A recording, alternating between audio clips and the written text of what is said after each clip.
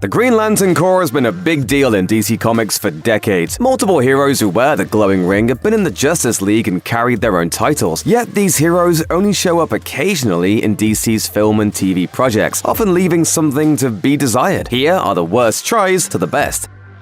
Even the most ardent DC fans might have missed this piece of television history from December 1997. Justice League of America was a pilot for a show about the superhero team that aired as a TV movie. It didn't generate nearly enough buzz for the project to move forward as a series, but it did give the few comic book adherents lucky enough to catch it on TV or buy a bootleg DVD at a convention a quick peek at what the legendary Green Lantern might look like in a better live-action project. This movie's version of the Justice League includes The Flash, Fire, Ice, the Atom, Martian Manhunter, and the Guy Gardner version of Green Lantern, played by Matthew Settle. It's notably missing the team's three heaviest hitters, Superman, Batman, and Wonder Woman. The Justice League also didn't get to fight a truly epic battle. Instead, they had to deal with an evil meteorologist called the Weatherman. Assuming you could even track down Justice League of America online, the movie's Green Lantern isn't very comic accurate and has a truly goofy-looking costume and face mask. It doesn't even look that green. It's more like a teal. Pretty damning stuff that they couldn't even get that right. Oh, thank you, Green Lantern. Let's get him someplace safe.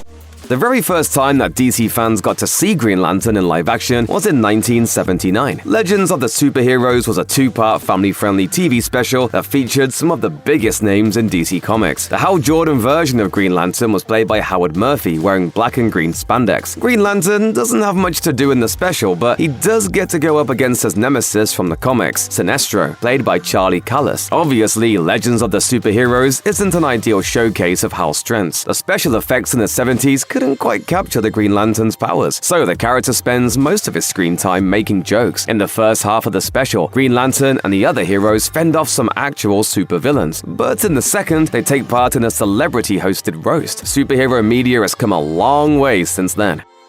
In almost every regard, Smallville was a major success. It premiered to big numbers in 2001 and ran for 10 seasons that documented Clark Kent's life before he donned Superman's blue and red costume. There are more than 200 episodes. As with any long-running series like that, things got, a little weird near the end. Lots of superheroes in pretty comics-accurate costumes started showing up, despite Superman still rocking regular clothes all the time. One of those heroes was Green Lantern, specifically the Golden Age version, Alan Scott. Played by Doug Pinton, Scott's Green Lantern briefly appears in a two-part episode during the show's 9th season, Absolute Justice, which is about the long-gone super team, the Justice Society of America. Sadly, we don't get to see this version of Green Lantern use his powers, and we barely learn anything about him as a character. Instead, he's just connected to the past of the JSA, which has a particularly intriguing role to play in the plot.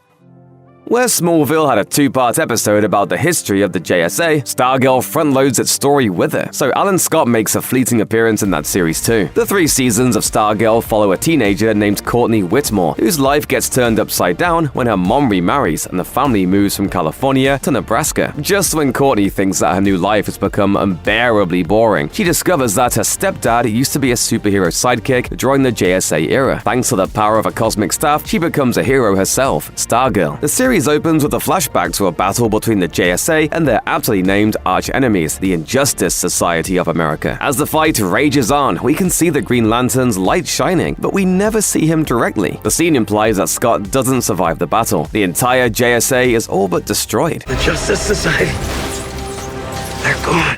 Stargirl earned even stronger critical approval than Smallville, but the show doesn't give Scott any real time to shine. The series does, however, put a spotlight on Jade, who's only sort of a Green Lantern. First introduced in the comics in the 1980s, Jenny Lynn Hayden is Alan Scott's daughter. She becomes a superhero in her own right, and eventually gets to wield her father's ring, even though she doesn't officially become a Green Lantern herself.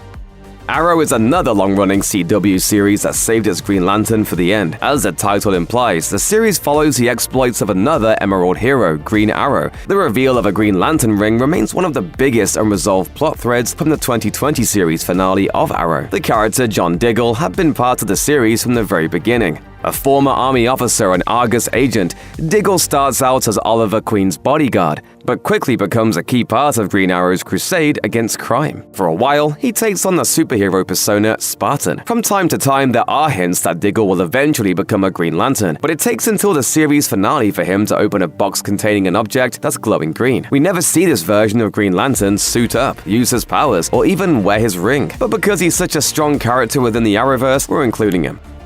DC seemed to studiously avoid making a Green Lantern a member of the title team in the 2017 Justice League movie, probably because of the failure of the 2011 Green Lantern movie. More on that shortly. In fact, no Green Lanterns appear in the original cut, but when director Zack Snyder recut the film to his original vision in 2021, a member of the Green Lantern Corps played an important role in an extended flashback sequence showing an epic battle between Darkseid's army and Earth's defenders. An alien Green Lantern uses his powers to help smash through the onslaught of enemies. The giant battle featuring Green Lantern and other legendary heroes is one of the highlights of Zack Snyder's Justice League, and it's arguably the best version of a Green Lantern fight scene that has ever been seen in live action. Unfortunately, some genuinely impressive CGI and a few seconds of screen time isn't enough to make this one of the top Green Lanterns on our list. It's little more than a cameo.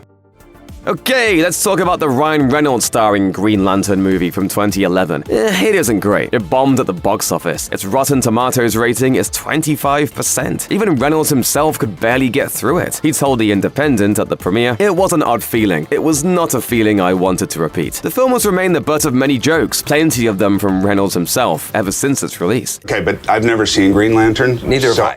It routinely shows up on lists of the worst superhero movies of all time, and yet Green Lantern still features one of the best live-action versions of the character that fans have seen. Let's be clear, it's mostly because of a lack of any real competition. Though his characterization isn't really comics accurate, Reynolds does bring a cocky charm to his portrayal of Hal Jordan, and the movie at least gives him a few chances to make creative use of his powers. The story also includes the Green Lantern Corps, and builds out the mythology in a way that other live-action projects haven't even attempted, mostly by virtue of being the only real game in town. This was the best live-action version of Green Lantern for well over a decade.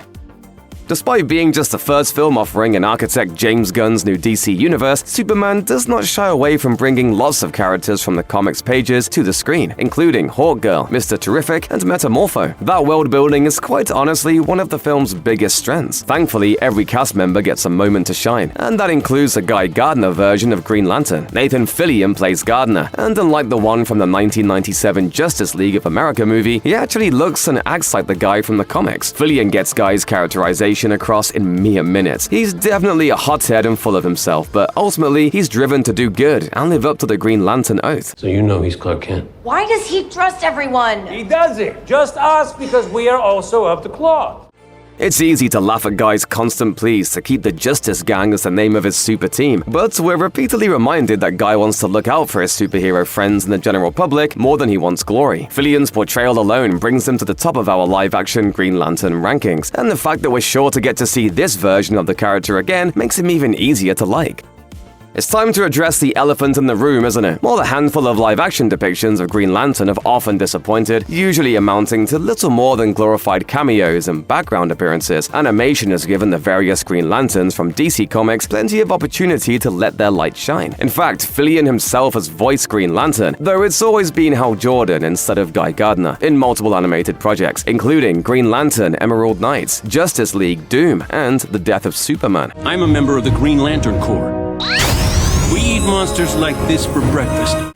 The single-season Green Lantern, the animated series from 2012, included a whole bunch of lanterns from the Corps, though the lead of the series was Hal Jordan, voiced by Josh Keaton. And of course, we have to save the best for last, the John Stewart Green Lantern, voiced by Phil LaMarr in Justice League and Justice League Unlimited from the early 2000s. LaMarr brings an incredible presence to every episode, and for our money, his John Stewart is easily the best Green Lantern you can find outside of the comics.